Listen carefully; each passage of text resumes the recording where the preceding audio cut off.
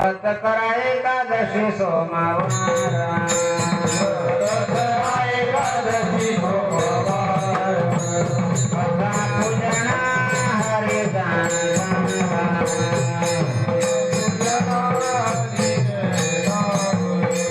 पुण्य से बोले हसे पारा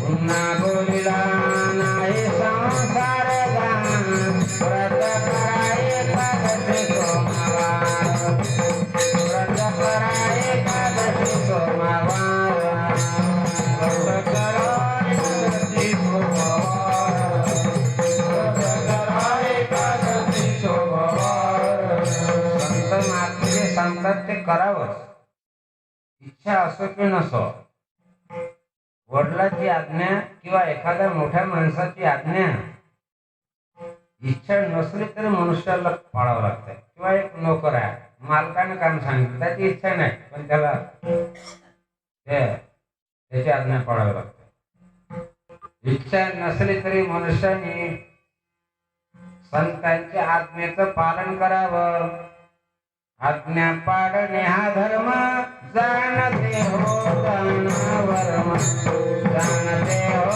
दानावरम जाणते हो दानावरम आज्ञा पाळणे हा धर्म जाणते हो दानावरम जाणते हो दानावरम जाणते हो दानावरम काही लोक इतके निष्ठावंत आहेत तुम्ही म्हणता म्हणून मी करतो हे ठीक आहे त्यालाही पुण्य आहेत बरं पण निष्ठेने जर आवडीने जर व्रत केलं तर पुण्य आहेच तत्काळ आमच्या घराच्या माग जगदंबा देवीचं मंदिर आहे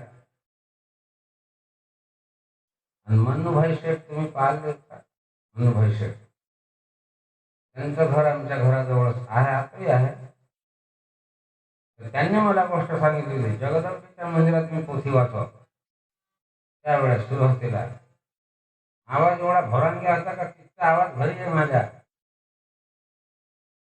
आता काय झालं म्हणजे तसा भरांगी आहे पण वरमाना आणि त्यावेळेस शांत वातावरण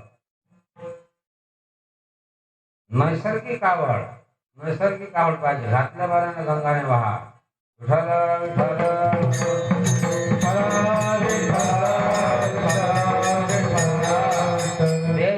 आवडणे आणि सहज स्वभावात आवडणे असे त्याचे दोन प्रकार आहेत त्याला रागानुगा भक्ती आणि वैदी भक्ती असं म्हणतात हरिभक्ती रसामृत सिंधूमध्ये असं मनोभाई शेठने मला गोष्ट सांगितली होती पोथी संपली आम्ही तिथे बसलो सहज एकादशीवर गोष्ट निघाली त्यांची आजी होती नगर परिषदने कुत्रे मारासाठी औषध टाकलं होतं आणि एका कुत्र्यानं ते औषध खाल्लं विष बरेच कुत्रे मेले पण या कुत्र्यानं ते औषध खाल्लं म्हणजे याचा प्राण जाईना कदाचित त्याच्यात विष कमी असत म्हणून ते तडफडत होत त्यांची आजी अगदी सकाळी उठून जगदंबेच्या मंदिरात जायची आणि पूजा करून परत यायची ती जेव्हा पूजा करून येते तेव्हा काही सूर्यवंशी झोपेतून उठे सूर्यवंशी सूर्यनारायण उदय पावल्यावर जो उठतो त्याचं नाव आहे सूर्यवंशी सूर्य उदयाच्या आत जो उठतो त्याचं नाव आहे सोमवंशी समजून जातात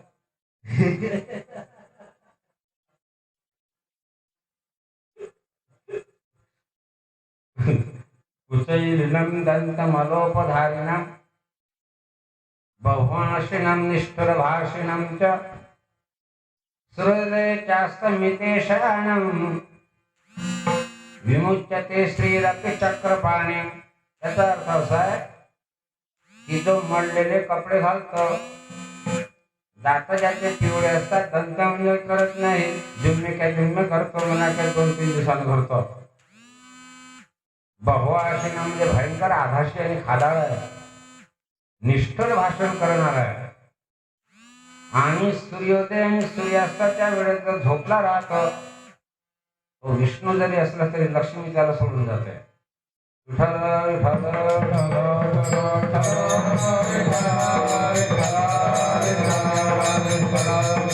नाही जास्त काही समजलं पोथी पुराण तर एवढं तरी समजायला पाहिजे. पोथी वाचा लागत्या, पोथी वाचा लागते दादा.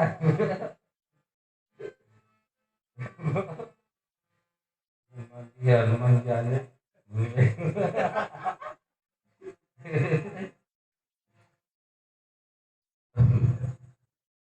मी काय सांगणार ते मनुभाई श्रेष्ठ आजी गुजराती भाटिया त्यांची आजी मंदिरातून पूजा करण्याची काही काही लोक झोपूनच उठायचे इतक्या सकाळी जाऊन पूजा करून फारच श्रद्धावान तिथे पालन केला. नगर परिषदने औषध टाकलं विष, त्या कुत्र्याचा काही प्राण जाईना. ते कुत्र तडफडत होता. हे जेव्हा तिकडून आली तेव्हा तिचं हृदय भरून आलं आणि ती त्याच्याजवळ जाऊन बसली.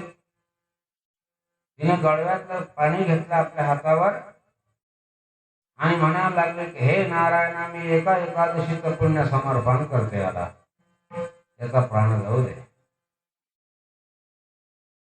आणि याला सद्गती दे असं म्हटलं. ते पाणी जसं तोंडात पडलं असा खाडकन प्राण गेला आणि जशी ज्योत चमक तशी ज्योत चमकले, तृप्त झाले.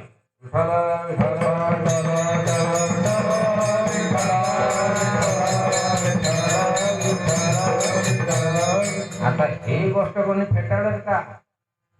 हे पाहिलेली गोष्ट आहे ना. काय होते का एखाद्याशी? अरे काय होते म्हणजे काहीतरी होते ना बाबा. जे होते ते चांगलंच होते. तुम्हाला मी काय सांगणार आहे, एकादशी सारखं व्रत नाही.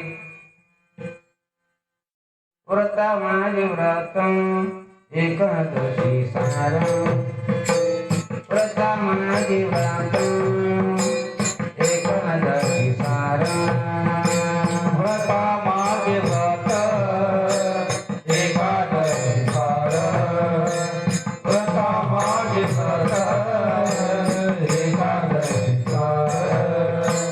कीर्तन सार काले योगी, कीर्तन सार काले योगी, व्रता माझे व्रत एकादशी सार, व्रता माझे व्रत एकादशी सार.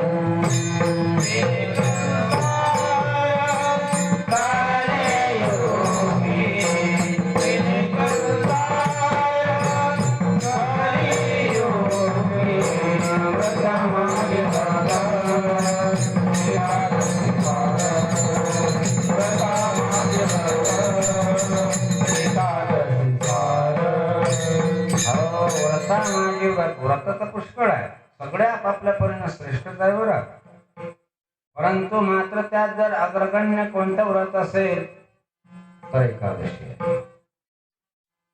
ब्रह्मवर्त पुराणात असं आहे, नास्ति गंगा समम तीर्थम, नास्ति मातृ समो गुरु, नास्ति विष्णु समम दैवम, तपो नाम शनात् परम, नास्ति क्षमा समो माता, नास्ति कीर्ति समम धनम, नास्ति ज्ञान समो लाभो, न च धर्म सम पितः, न विवेक समो बंधु, न एकादशां परम व्रतम. याचा अर्थ असा आहे, नास्ति गंगा समम तीर्थम, नास्ति मातृ सम गुरु, गंगेसारखं तीर्थ नाही, आईसारखी गुरु नाही, विष्णू सारखं दैवत नाही, उपवासासारखं तप नाही, ज्ञानासारखा लाभ नाही, कीर्तीसारखं धन नाही, क्षमेसारखी माता नाही, धर्मासारखा पिता नाही आणि विवेकासारखा बंधू नाही आणि एकादशी सारखं